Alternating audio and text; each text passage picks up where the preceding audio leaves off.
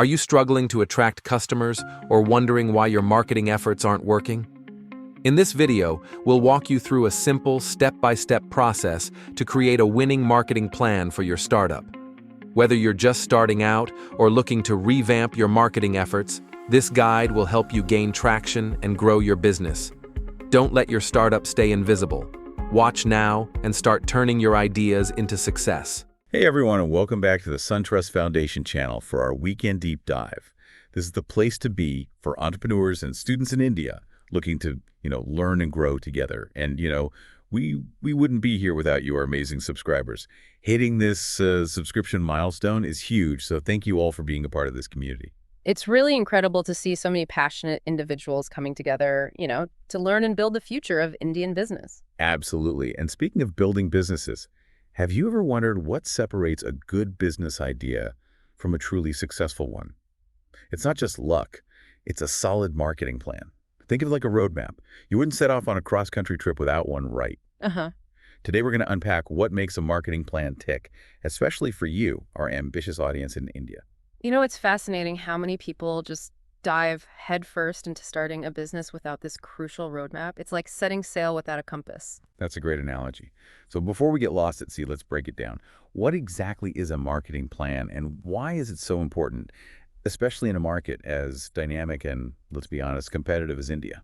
A marketing plan is essentially a blueprint. It outlines how you'll reach your target customers and achieve your marketing goals.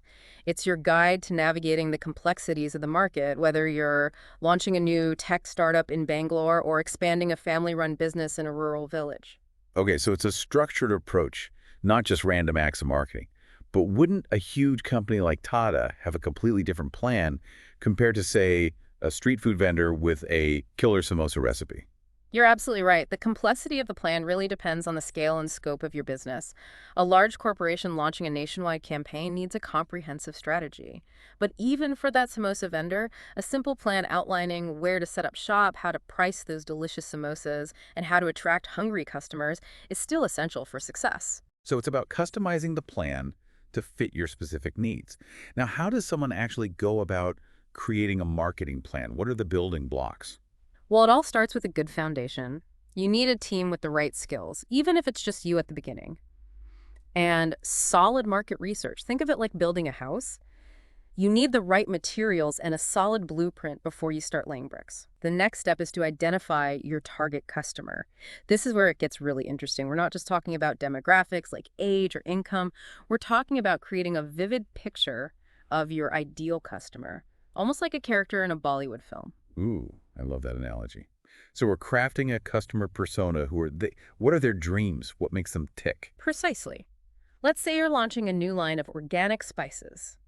Your ideal customer might be a health-conscious homemaker in Mumbai who loves experimenting with new flavors and prioritizes quality ingredients. Okay.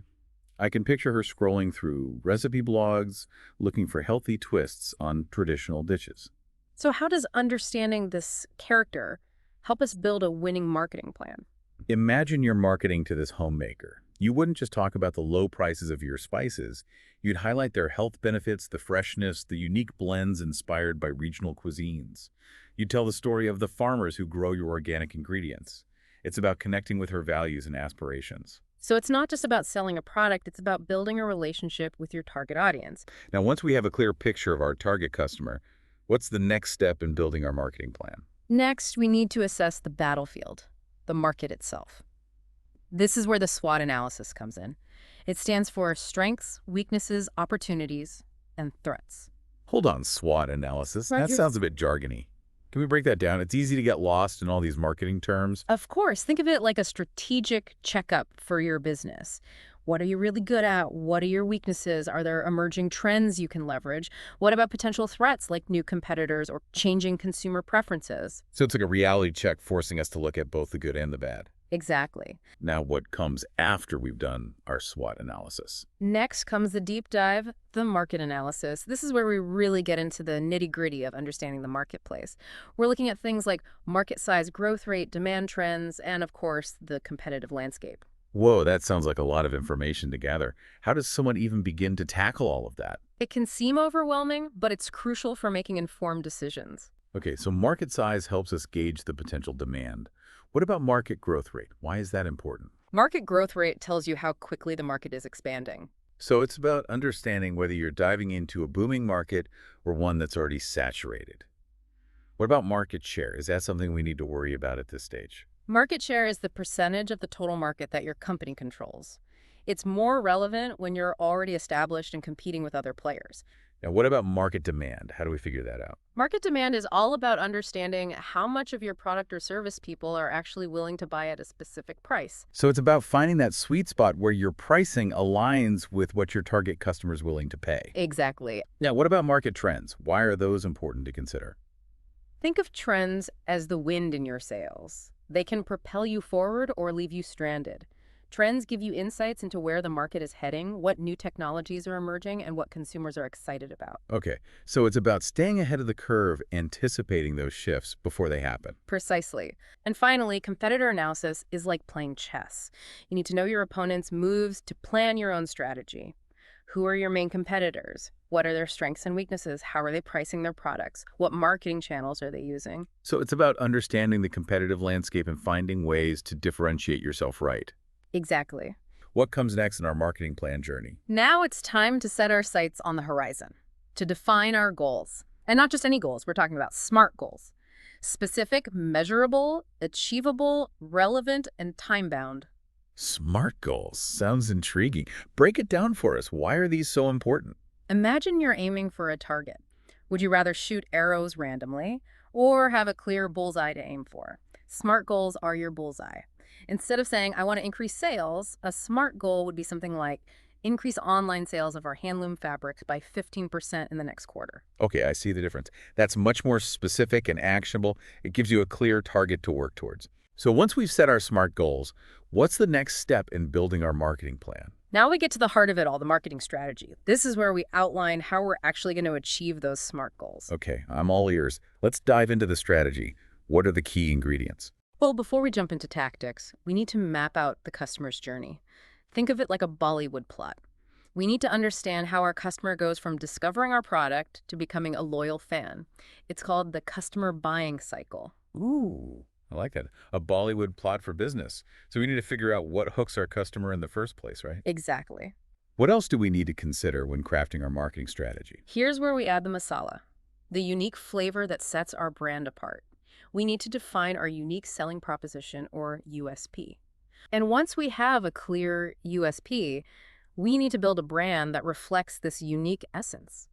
Think of it as creating a personality for your business. Its voice, its visual identity, its values. So it's about more than just a logo or a catchy tagline. Much more.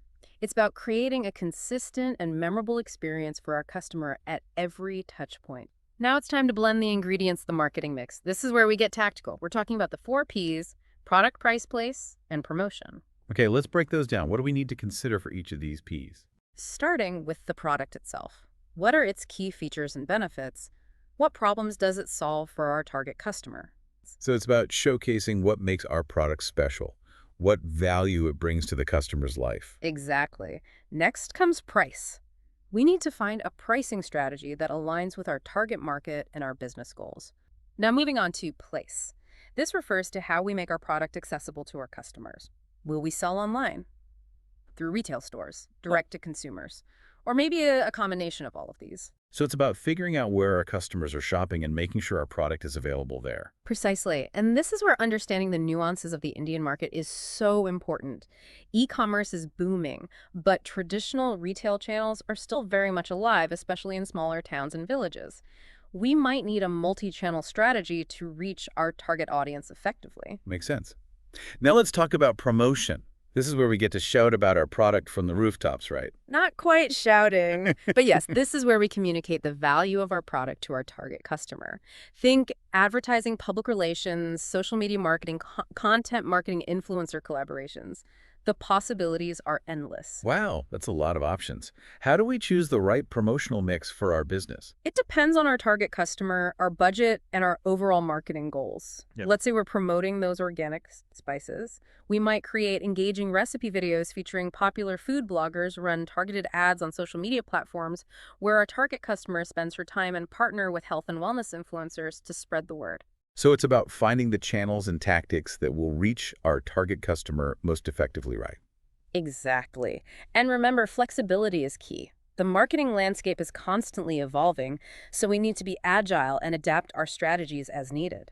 That makes sense. It's about being responsive to the market, constantly learning and tweaking our approach. Mm. Okay, so we've defined our marketing mix, product, price, place, and promotion. What's next on our marketing plan to-do list? Now it's time to talk about budget. How much are we willing to invest in our marketing efforts? This will determine the scope and scale of our activities. Right, because marketing can get expensive, Yeah. especially if we're running ads, collaborating with influencers, and creating all sorts of content. How do we go about setting a realistic budget? It's about prioritizing. We need to identify the activities that will give us the biggest bang for our buck, the highest return on investment. Maybe we allocate a larger portion of our budget to social media marketing because we know that's where our target customer is spending most of her time. So it's about being strategic with our resources, focusing on the channels and tactics that will yield the best results. Exactly. And it's a good idea to build in some flexibility to have a contingency fund in case unexpected opportunities or challenges arise. Okay, we have our budget in place. What's the next step? Now we need to create a timeline, a marketing calendar that outlines when each of our activities will take place. This helps us stay organized and ensures that everything happens on schedule. So it's like a roadmap for our marketing activities, mapping out the when and the what. Exactly. We need to include start dates, end dates, deadlines, and responsible parties for each task. What else do we need to include in our marketing plan? It's also helpful to list the tools and technology we'll be using. This could include email marketing software, social media management tools, analytics platforms, or any other software that will streamline our efforts. Right, because in today's digital age, the right tools can make a huge difference in our efficiency and effectiveness. Absolutely. And finally, we need to define how we'll measure success. What are the key metrics and KPIs, key performance indicators we'll be tracking? So how do we know if our marketing efforts are actually moving the needle? Exactly.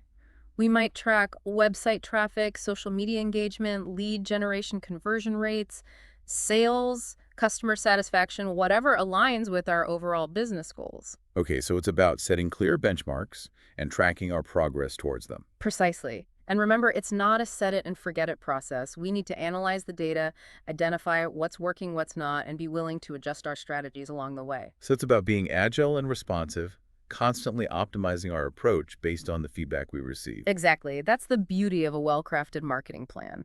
It's a living document that evolves with your business. Okay, we've covered a lot of ground here. We've gone through all the essential elements of building a winning marketing plan. But before we wrap up, I want to take a moment to engage with our amazing audience. That's a great idea. We love hearing from our listeners. If you're finding this deep dive into marketing plans helpful, please hit that like button and subscribe to the SunTrust Foundation channel for more valuable content like this. And make sure you stick around till the very end of this video. We have a special announcement that you won't want to miss. We believe in empowering the next generation of Indian entrepreneurs, and we have something special in store for those of you who are committed to your entrepreneurial journey. Absolutely. We also want to hear from you. What are your burning questions about marketing plans? What challenges are you facing as you build your business? Share your thoughts and experiences in the comments below. We're building this community together, and your feedback is invaluable. Now, as we approach the final stage of our marketing plan journey, there's one crucial question we need to address. I'm all yours. What's the missing piece of the puzzle? It's all about implementation. We have this amazing plan, but how do we actually put it into action? How do we translate all this theory into real-world results? That's the million-dollar question, isn't it? We can have the most brilliant marketing plan just sitting on a shelf gathering dust. So what good is it? Exactly. Implementation is where the rubber meets the road. It's about taking all those strategies and tactics we've discussed and turning them into concrete actions. What happens if things aren't going according to plan? What if our marketing campaign isn't generating the buzz we hoped for? That's where flexibility comes in. Remember, a good marketing plan is a living document. We need to be willing to adjust our strategies, tweak our tactics, and even pivot entirely if needed. And that brings me to something I'm particularly excited about, a special opportunity for our listeners who are ready to take their entrepreneurial journey to the next level. You're talking about the mentorship program, right? Exactly. If you've watched this video till the very end, you're in for a treat. We're offering a limited number of free mentorship sessions with experienced entrepreneurs who have navigated the challenges of building successful businesses in India. These mentors have a wealth of knowledge and insights to share, and they're passionate about guiding the next generation of Indian entrepreneurs. They've been there, done that, and they're ready to help you avoid those common pitfalls and accelerate your growth. So if you're hungry for guidance, eager to learn from the best, and ready to take your business to the next level, this is an opportunity you don't want to miss. We'll share all the details on how to apply for a mentorship session in the comments below. And even if you don't get selected for the program, don't worry. We have tons of resources available on our channel to support you on your entrepreneurial adventure. We believe in the power of community, and we're here to cheer you on every step of the way. Now, before we sign off, we want to thank you, our amazing listeners, for joining us on this deep dive. Your passion for learning and your entrepreneurial spirit inspire us every single day. Keep chasing those dreams, keep pushing those boundaries, and keep building the future of Indian business. And remember, the SunTrust Foundation channel is always here to support you on your journey. Until next time, keep learning, keep growing, and keep shining bright.